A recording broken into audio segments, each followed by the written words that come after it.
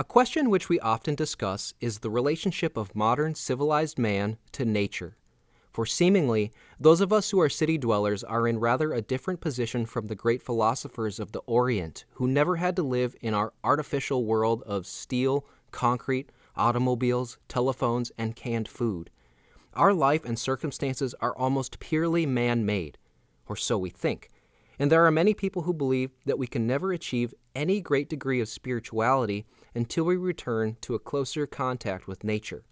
For the laws of the Spirit are the laws of nature, and it is thought that while our lives are ordered on a purely human basis, while every advance of our science is directed to the conquest of nature, and while we try to solve our problems by the exercise of unaided human reason, in such conditions we shall always be lonely, unhappy orphans, shut off from the true source of life. But this idea is both true and false. False because the idea that we are independent of nature is a tremendous conceit, and true because we are, relatively speaking, divorced from nature by that very attitude.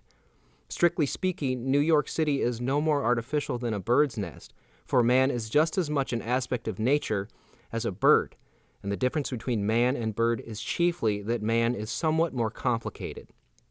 A secondary difference is that man is self-conscious.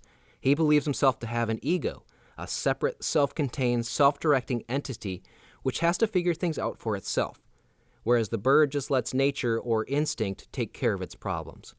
But nature is powerful, and when man disagrees with it, he feels his loneliness and impotence.